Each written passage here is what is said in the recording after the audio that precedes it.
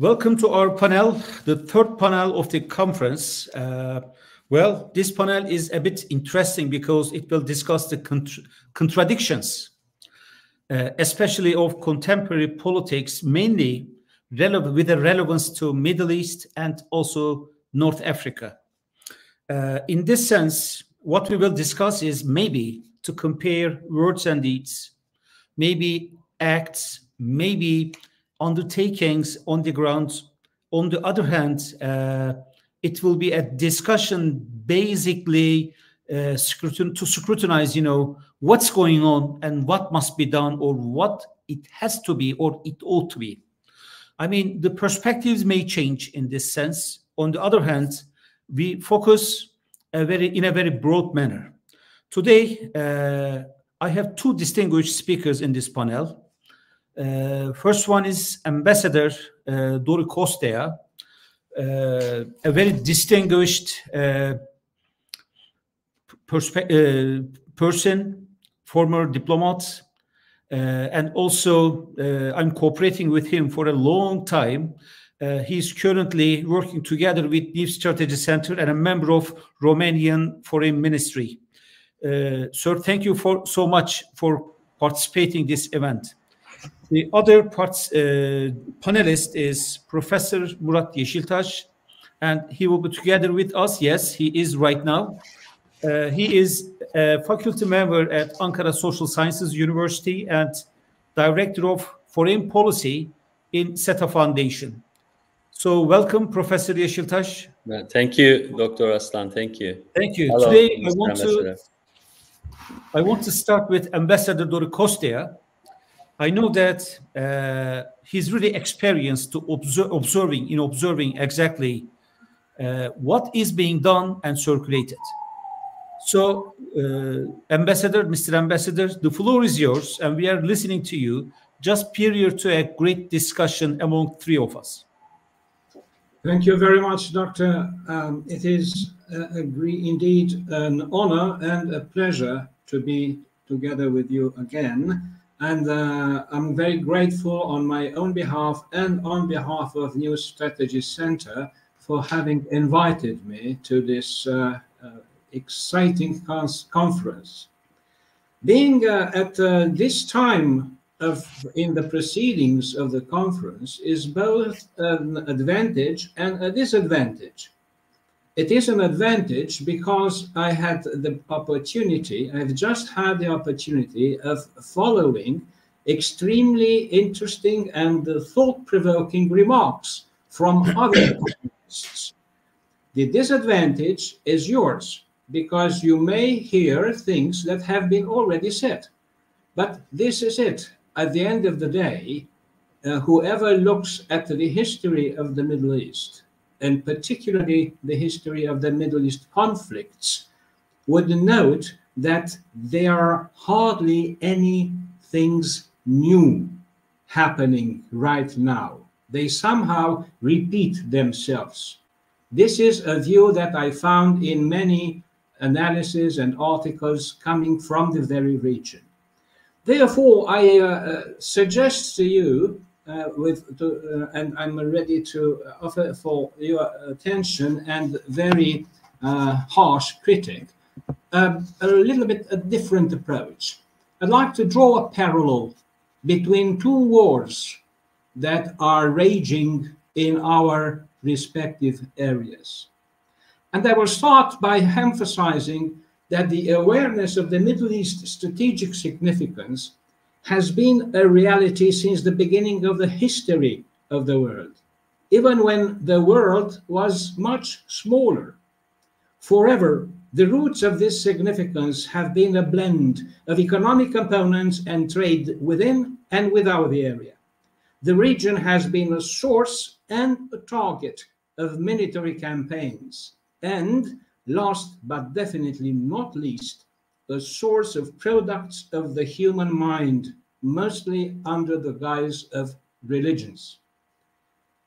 Now, coming to closer times, each and every war of the 20th century changed the canvas of the region and its surrounding areas as well, in dramatic and most consequential ways. And many of those effects are still with us nowadays.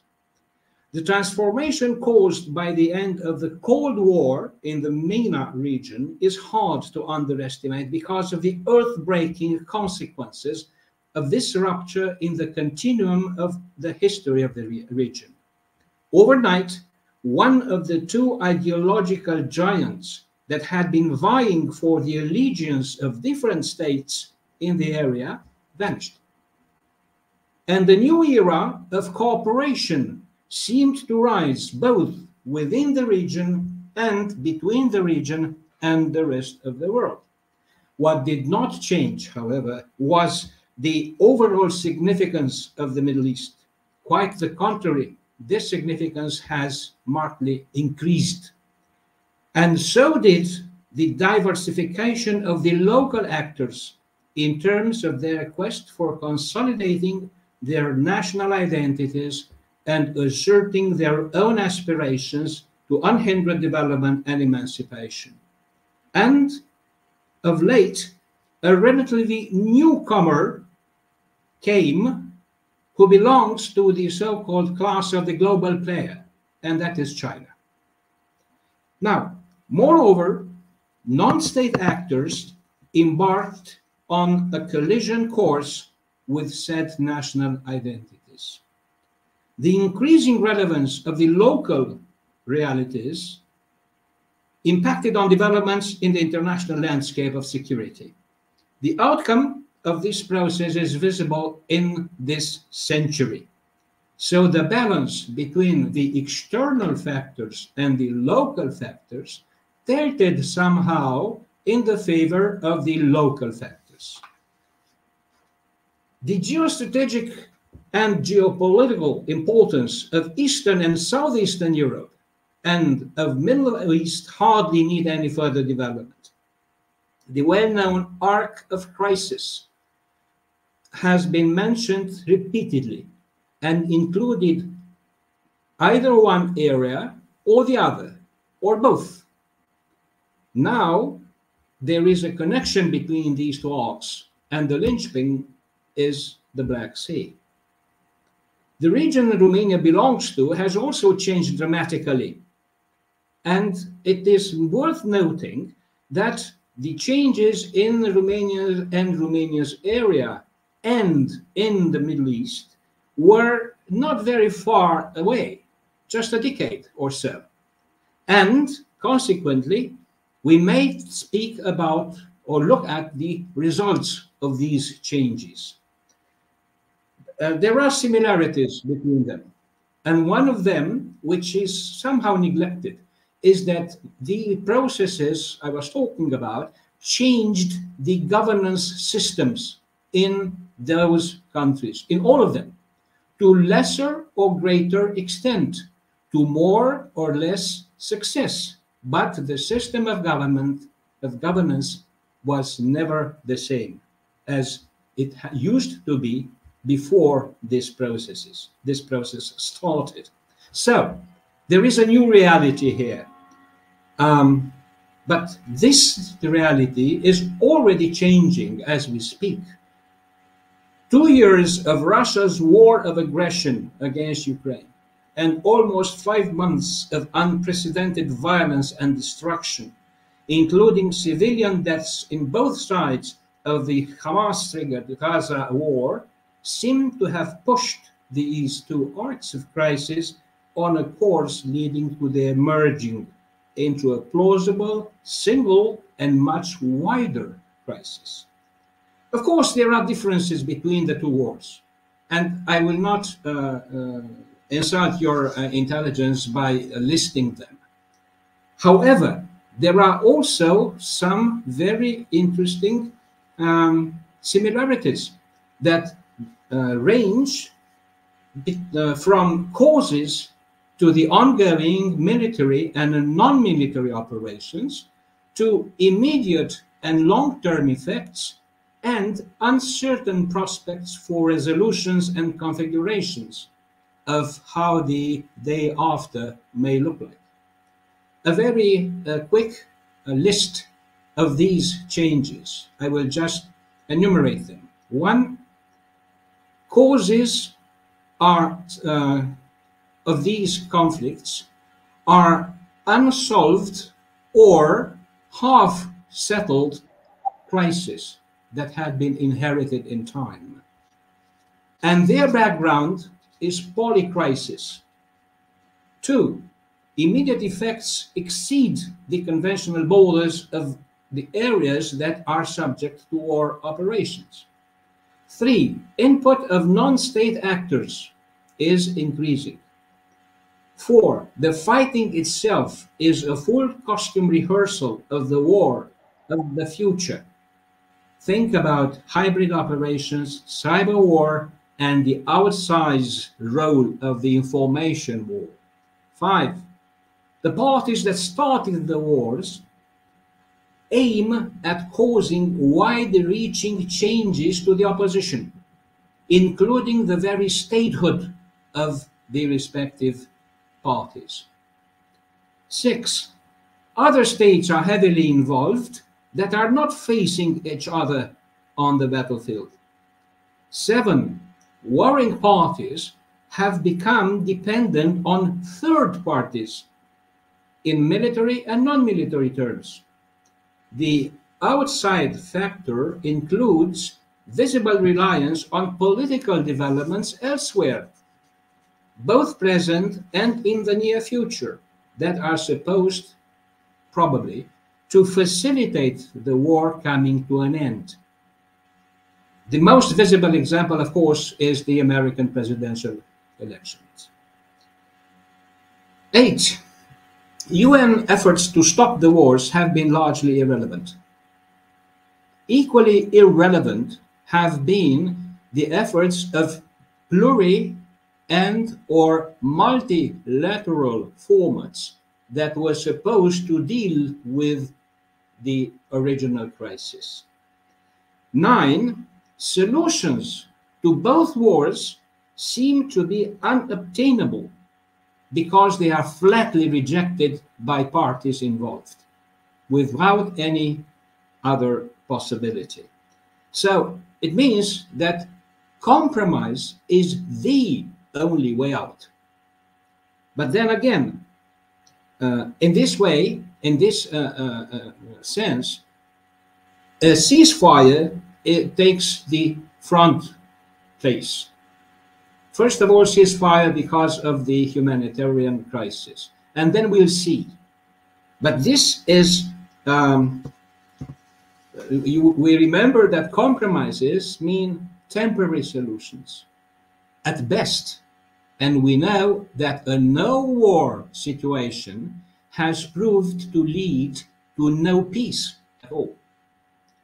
So these wars are meant or are bound to bring about a new reality. This new there are more uncertainties of how this new reality will look like than certainties. Like late Rumsfeld used to say, the unknown unknowns and the known unknowns, and you know. Well, the unknowns that we know actually are much on a much longer list. So what is to be done about this? Perhaps a new thinking is needed in order to deal with this crisis, in order to start building this new reality. For instance, one obvious thing is that this new reality would bring about new regional security arrangements, because the reality would have been changed by then.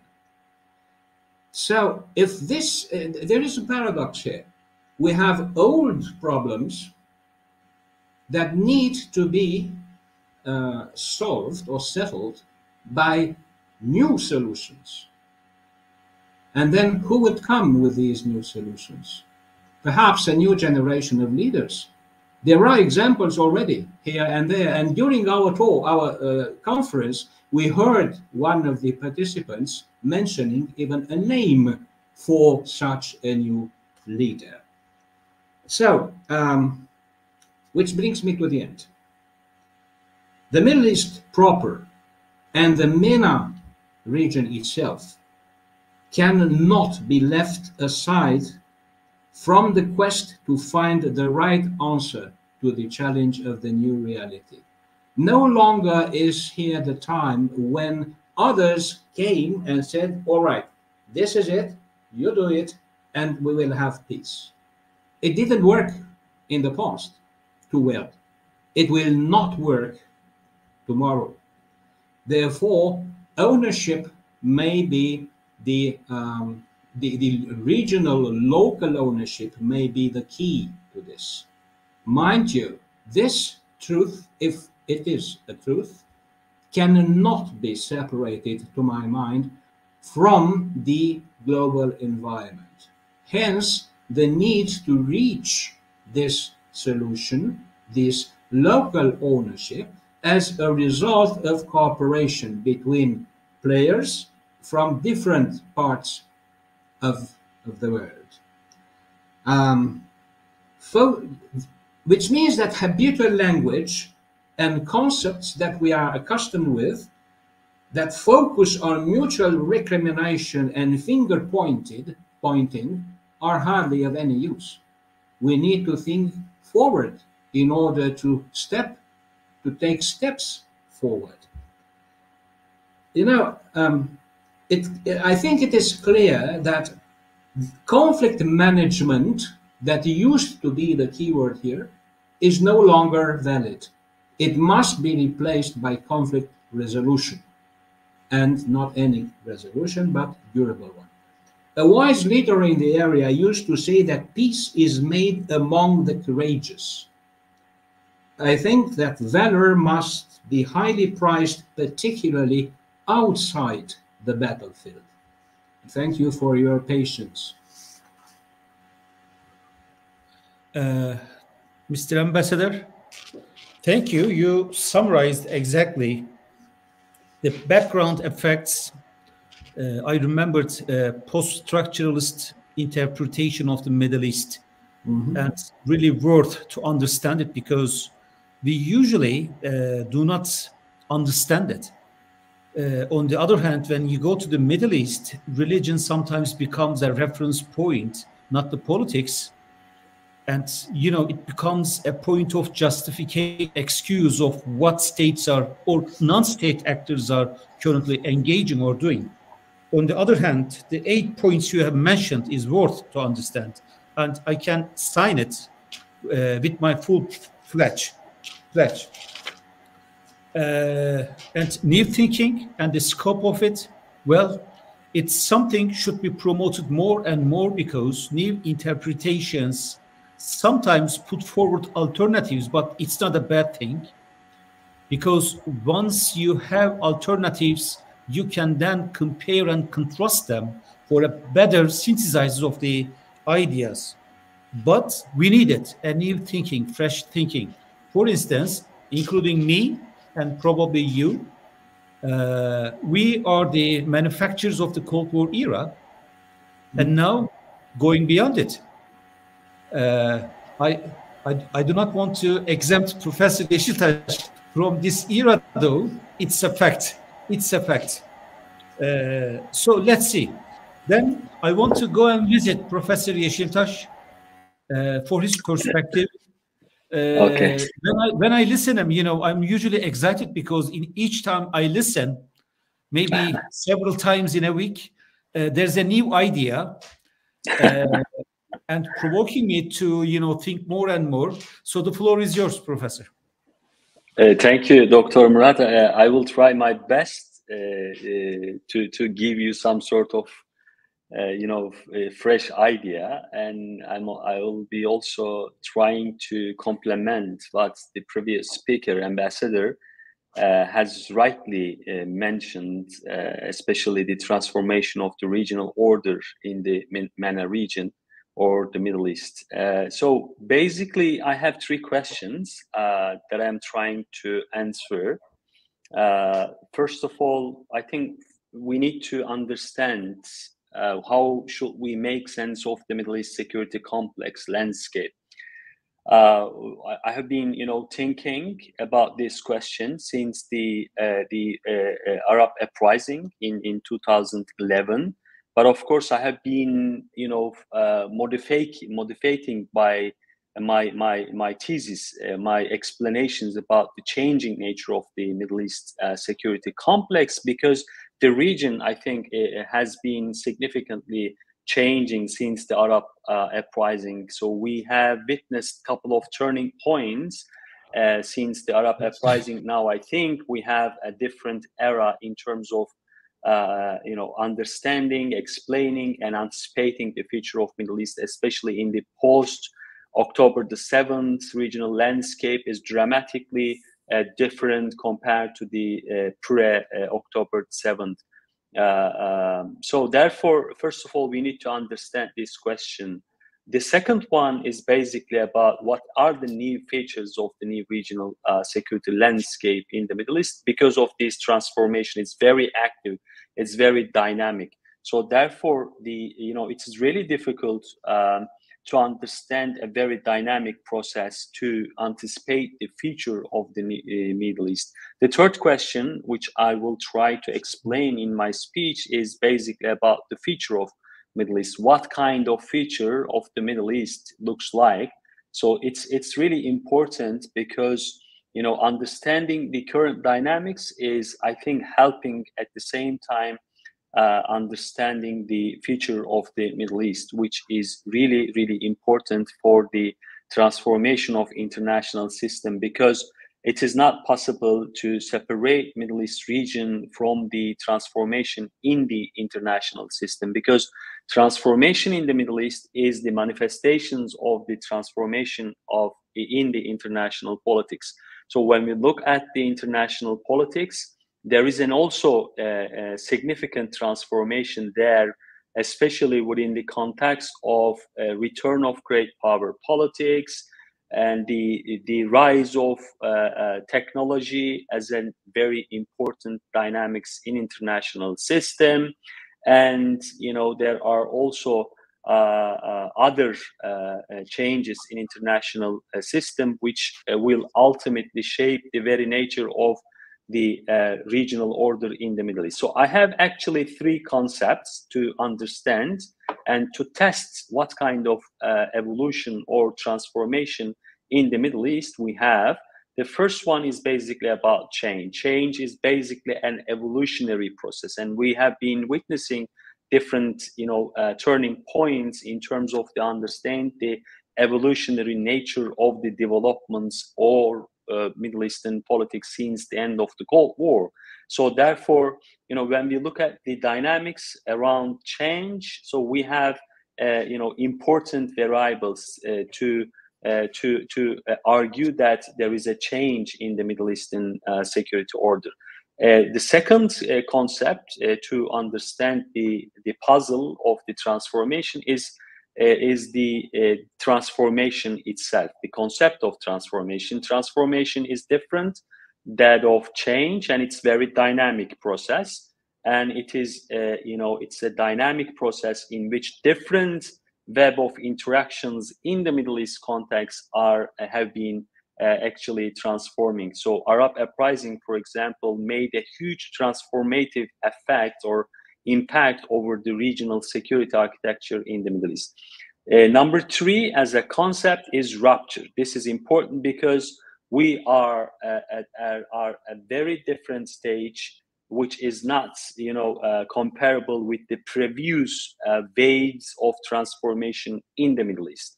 If we see a revolutionary rupture in the Middle East, probably we will have a different regional order in the upcoming years. So what kind of transformation that we can understand in the Middle East? Is it a change? Is it an evolutionary process? Is it a transformation? Or is it a rupture that which is taken taking place in the Middle East at this stage, at this moment.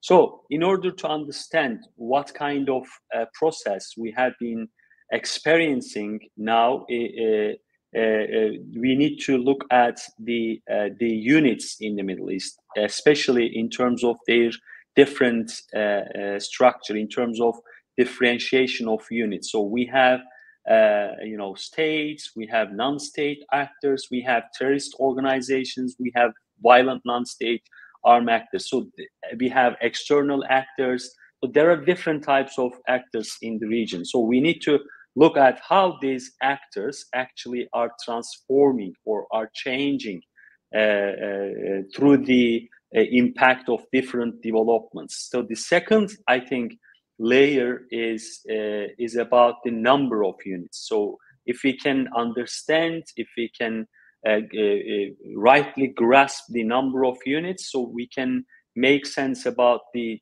transformation or change or rupture in the Middle East. So another point I think that we need to take into consideration is the patterns of amity and enmity.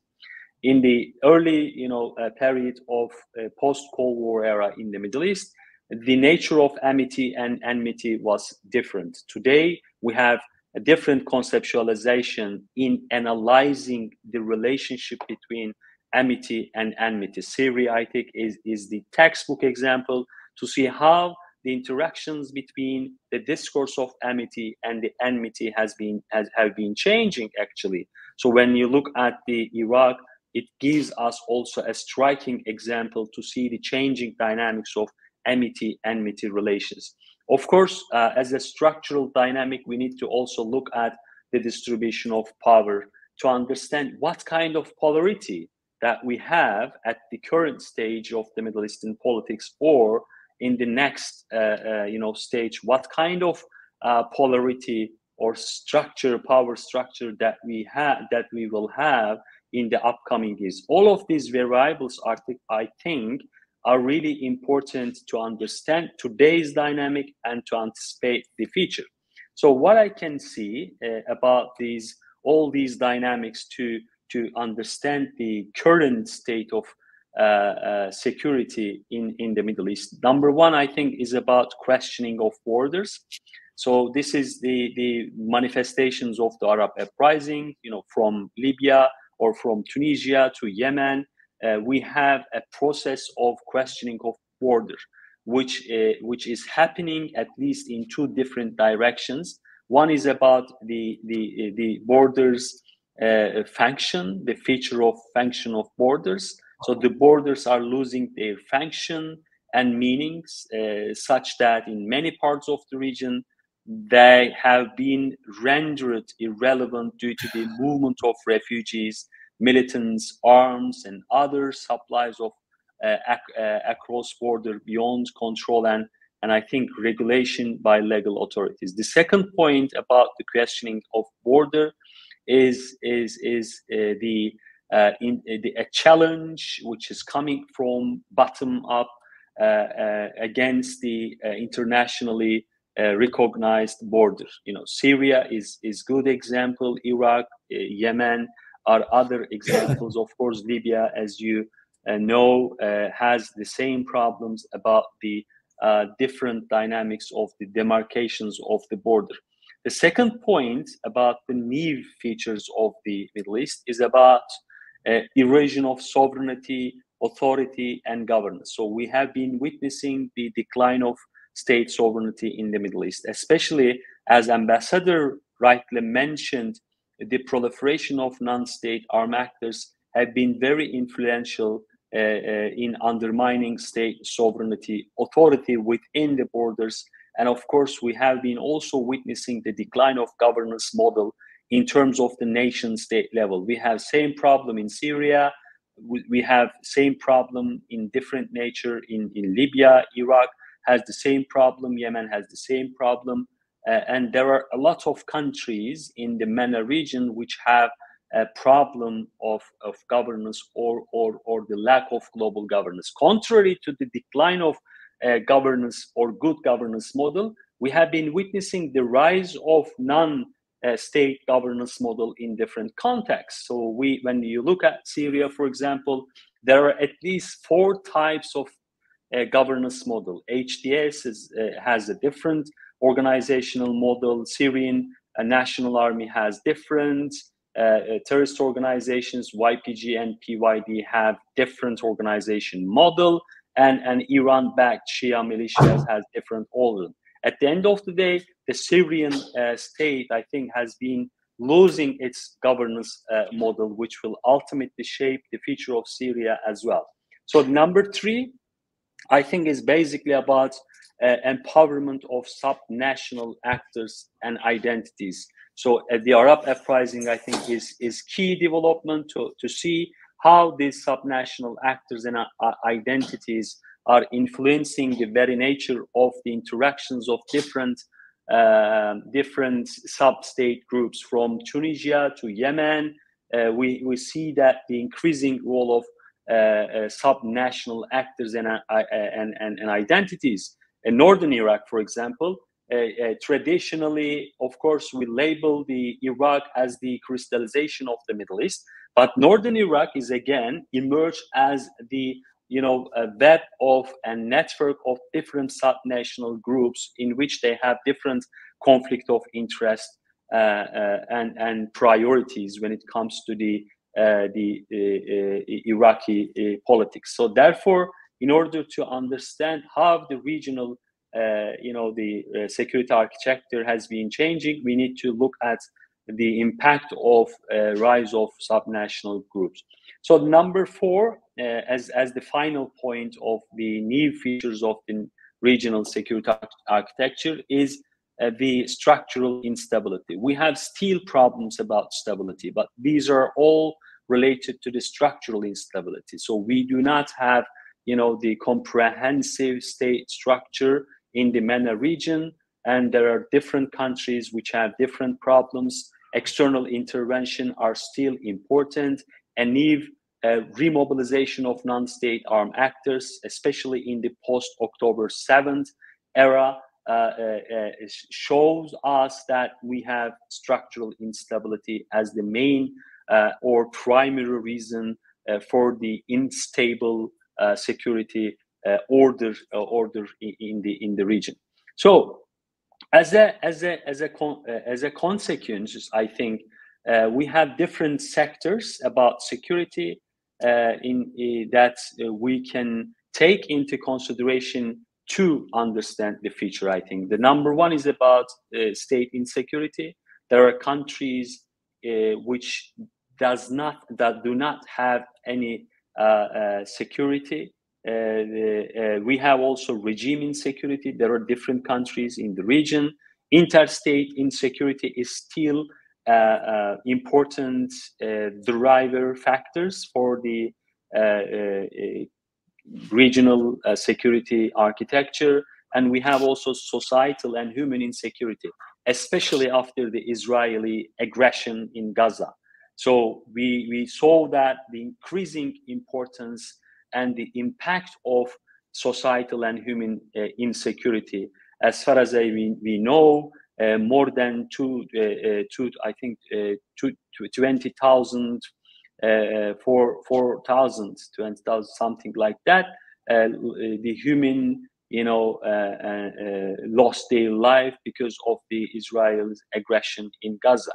So still, the human insecurity is the main driving factors to mobilize different non-state armed actors. So as a consequence, I think we need to understand how these different types of or different domains of insecurities will shape the nature of the Middle East. When we look at the last 2 decades, there were attempts to restructuring the regional order in the Middle East, but all of them, I think, have been failed.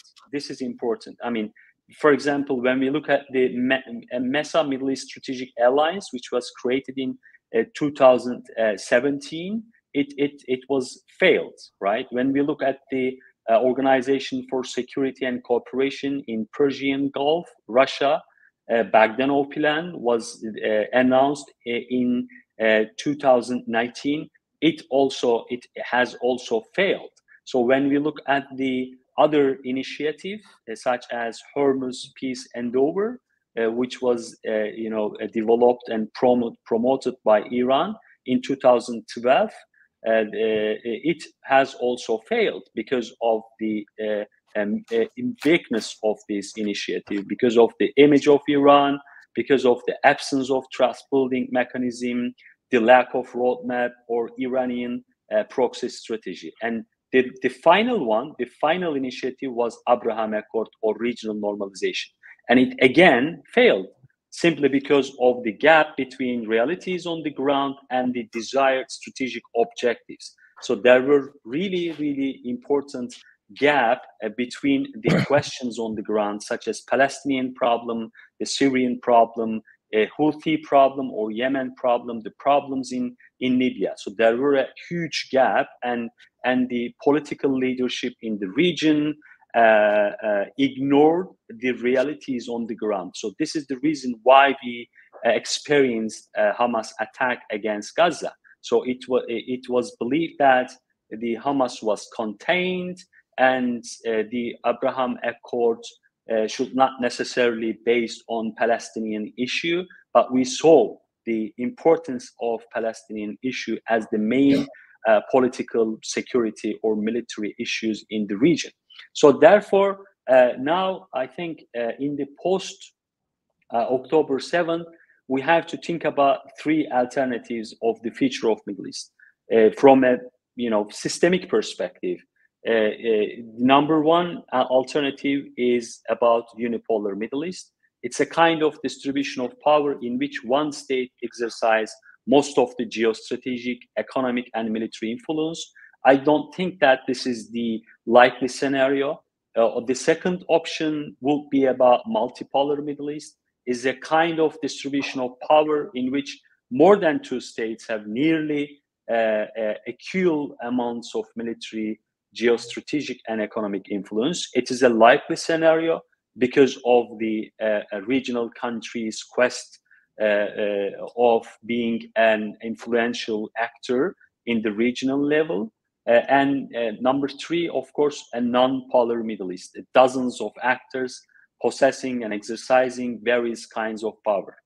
I'm not sure which one is going to be the case for the future of Middle East, but in the post-October 7th era, we are witnessing a remobilization of non-state armed actors. So before October 7th, we had a kind of process like between Houthis and Yemen, Houthis and Saudi Arabia. There was an attempt to reach an agreement, and there was also a process between Saudi Arabia and Israel, and there was a process about normalization between Israel and Turkey.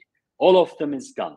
So now we have to look at how this kind of new processes should be detrimental for the future of Middle East. Is it going to be a unipolar Middle East?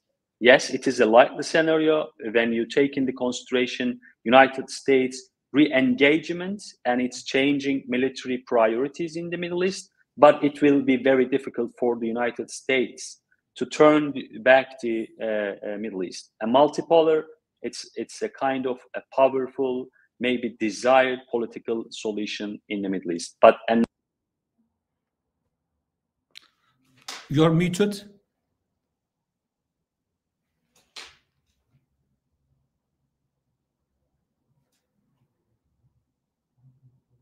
I'll stop there, and I think, yes, thank you. Thank you, sir. A very comprehensive, as I said before, you are provoking us, to think more and more. In each time, I'm shocked, so I have to prepare something more. On the other hand, today, I will also proceed and put forward another topic. Well, actually, I'm inspired by the discussions directly on Gaza. Why? What I have observed from the literature and also developments in the region, we have two different poles of ideas. Which one? The first is emotion-based arguments, either in a negative or positive way. and another one is wisdom-based.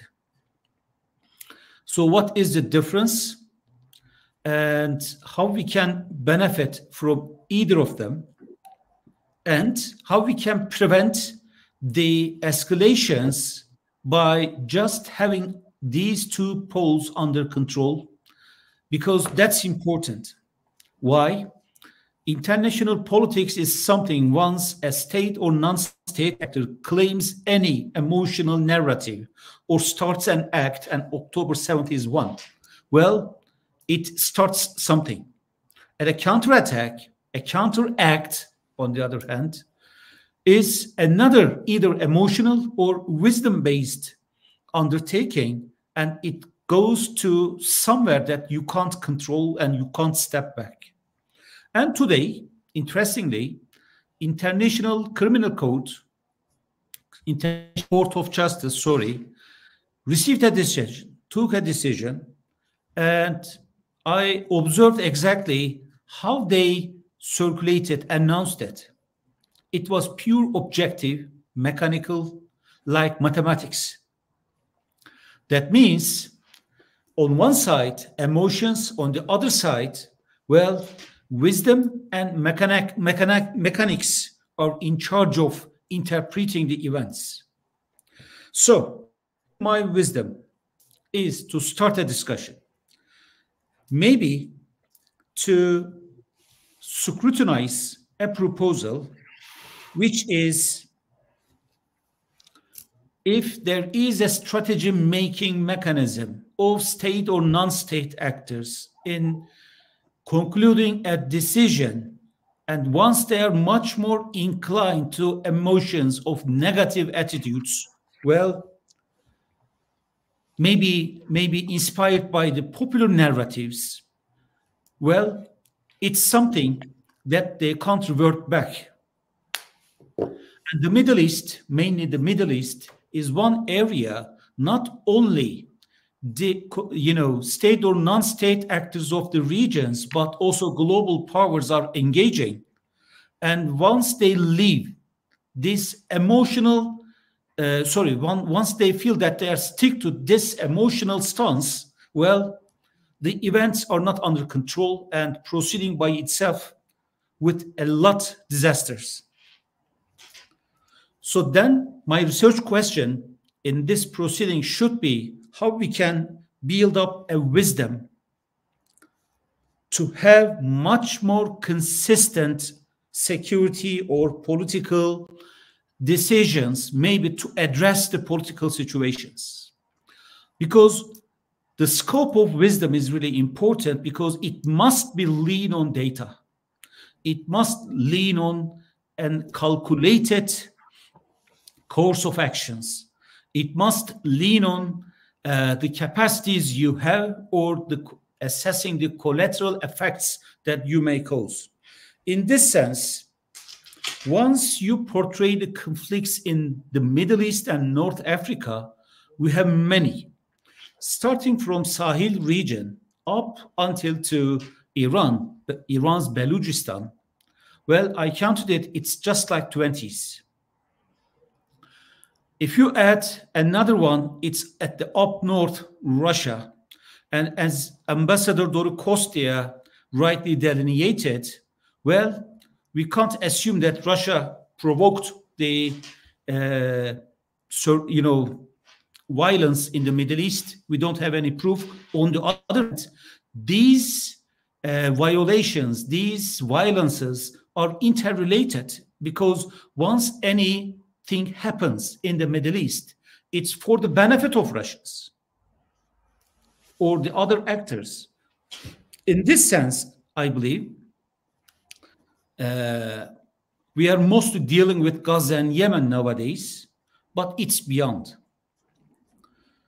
Another issue, as both of the speakers rightly mentioned, now we have states and also non-state actors in the region, and they are influential in driving the communities. Sometimes they are de facto state entities, even though they are not state.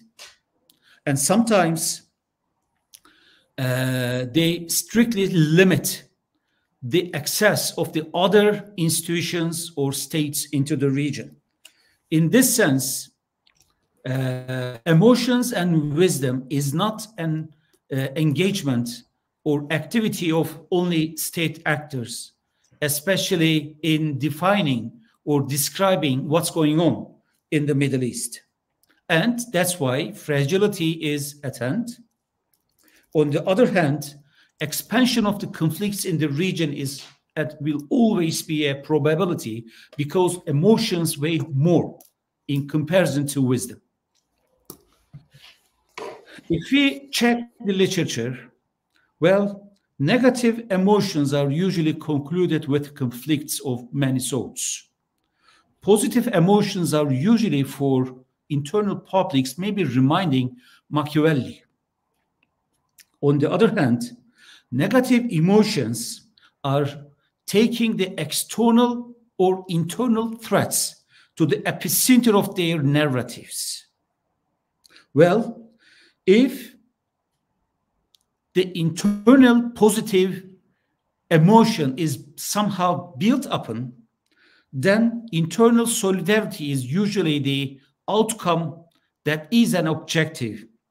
On the other hand, wisdom is an abstraction of strategy making that requires a clear identification of problem, that requires a vision, an intention, available courses, and in the meantime, an act on the ground. But we must also take something into mind. Usually, the wisdom is in the hands of whom? Elite. Elite of a certain political party, elite of a state, elite of a non-state actor.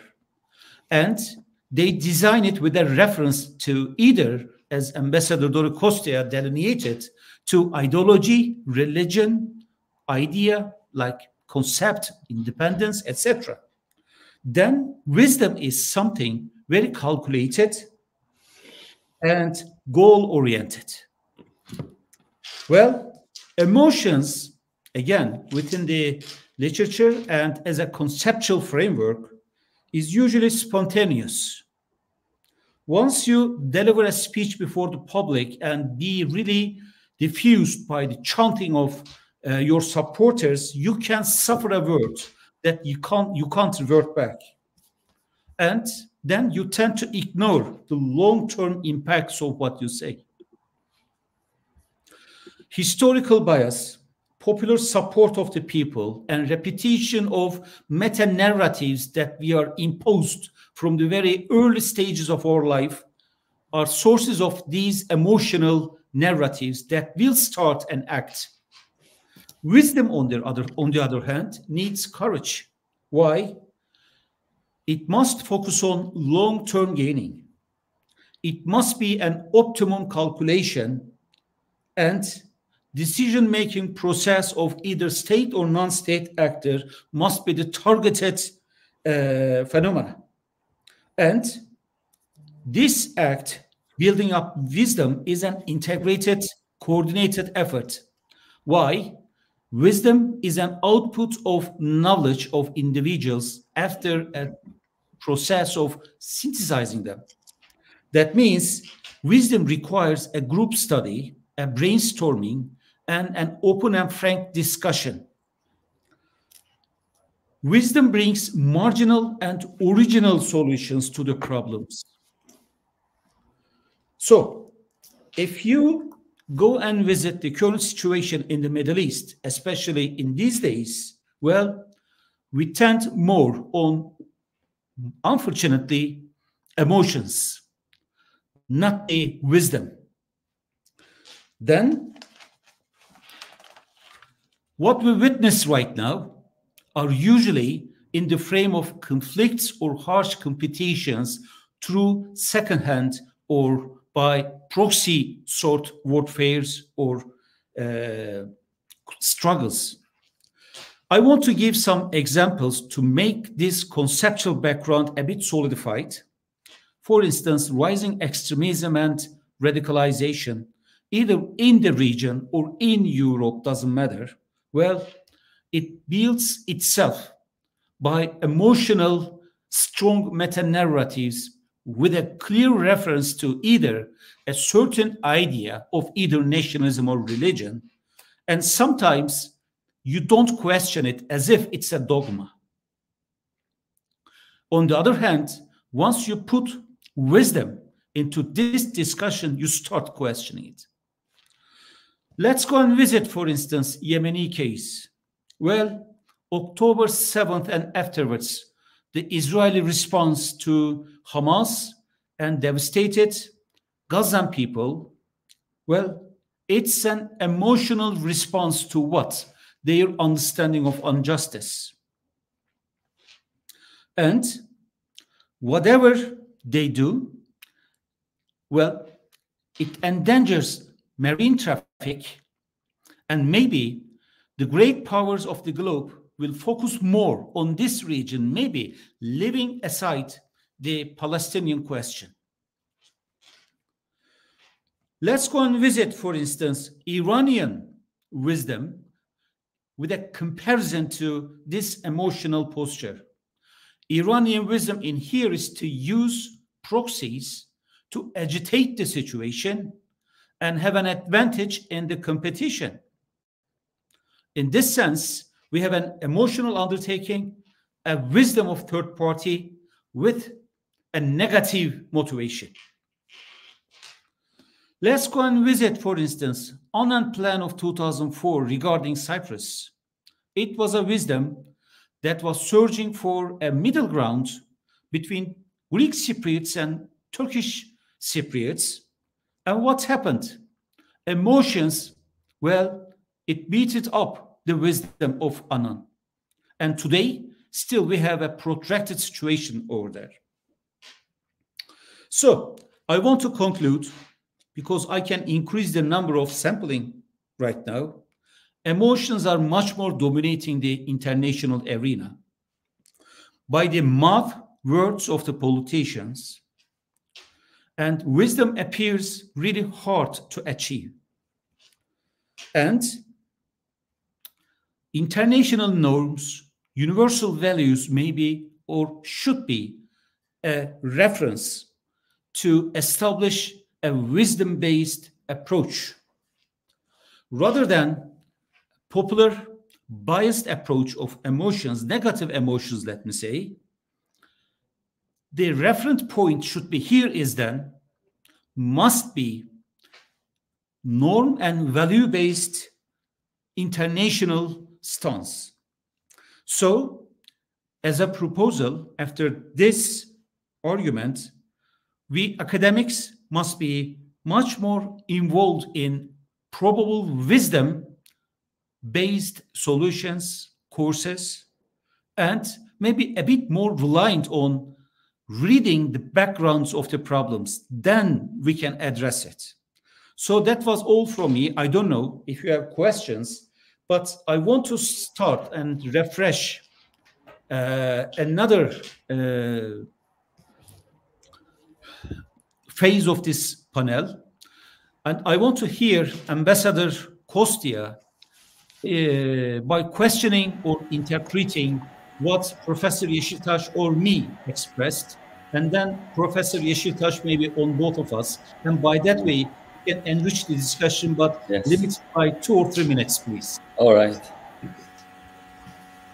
Ambassador, the floor is yours. Thank you.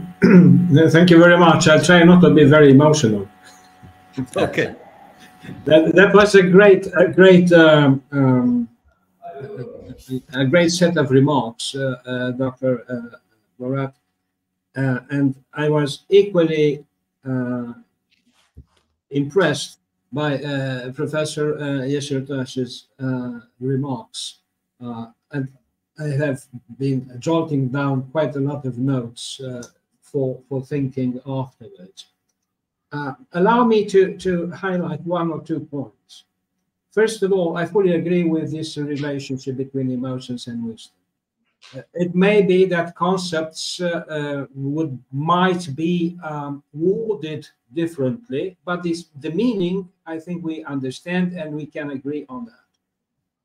I would add here that emotions right now and for some time now have been most vulnerable to the molding effect of media, of social media particularly, which in many cases took the upper hand in directing actions. You know, the simplest example to my mind comes from the bombing of the Shifa hospital, which led to the annulment of the Biden meeting with local Arab leaders. You remember that? And it was proved afterwards that it was not an Israeli missile. So this is just, you know, more or less anecdotal. The idea stays. The second point, and I will be very, very brief, is we are talking about different concepts, outlooks on dealing with the situation of crisis, and the Middle East is the perfect example for that. I think we can note here two basic outlooks. One is the political approach, meaning that political reform will trigger economic changes, social transformations, renewal, and what have you. But it is political that should start. The other one, and this is the so-called liberal democratic approach. I do not want to call it the Western approach because this leads us to a minefield. So this is one. The other one is not economic approach. Economy first, and then everything will follow. And this is Chinese conception. This is the fundamental Chinese approach to crisis solving, and it is easy to find it. It is an irony that if you dig a little bit deeper in the Abraham Accord, you will see that the Abraham Accords rely on the economics just like the Chinese conception. So now you tell that to Mr. Trump and company, and you won't be his friend necessarily. Thank you very much. Thank you, sir. Professor? Hocam, thank you. I think this is a very fruitful discussion, what Ambassador Costea is mentioning, and of course your reference points are always important, especially for the future of the Middle East trends. I would like to also highlight a couple of concluding remarks concerning the trends, the increasing trends. Maybe if we make a cluster about the trends, it will help our understanding about what you refer, Dr. Aslan, emotion and mechanism, or the lack of mechanism. The number one trend, I think, is about the increasing importance of interventionist and militarized policies in the region, especially in the post-October 7th, Israel's aggressiveness against Gaza. I think it will shape the other countries' military and security policies, and it will, transform region a more restrictive and security-oriented competition in the region. I think this is number one. And when you take into consideration United States, so to speak, withdrawal from Syria and Iraq, it will be a detrimental, critical point for the future of Iraq and Syria, in which regional countries, including Turkey and Iran, will be a competitive one. So it will also transform the nature of security competition in the region. Another trend is about still the lack of political solution. The political, economic, and security issues have not been yet solved. And interestingly, as Dr. Aslan rightly mentioned, where is the solution? Who is going to promote the solution? So that's in which different parties can able to agree over it. For example, we have UN Security Council resolution 22454. Where is UN Security Council resolution about Syrian future? So how about the United Nations other resolutions concerning the Palestinian issue? So therefore, there is a lack of consensus about the political solution or other type of solution which can bring a common ground for all the different parties which have different priorities. Second, the third trend is about the remobilization of non-state armed actors, especially after the Israelis' aggressiveness against Gaza. Hamas, Hezbollah, Shia militias, Hashd Shabi, I mean the Popular Mobilization Force in Iraq, Houthis, they are all backed by Iran, but at the same time they are, remobilizing their political narratives, and of course they are also improving their military capacities. So this is number 3. Number 4 is basically about an arms race in the Middle East, which is very dangerous and transform Middle East a kind of a confrontational region, especially if Iran declare its nuclear capacity to reach a nuclear weapon. I'm not sure about this. This is a speculation, of course, but it will absolutely change the very nature of the balance of power and other political process in the region. Okay, thank you so much. Really a broad, precise discussion. Thank you. I appreciate your contributions. Ambassador Kostea is in Romania right now and always responds our requests for such conferences. And Professor Yeşiltaş, thank you so much for a comprehensive explanation on the Middle East. So I will conclude the panel right now, and thank you. All right.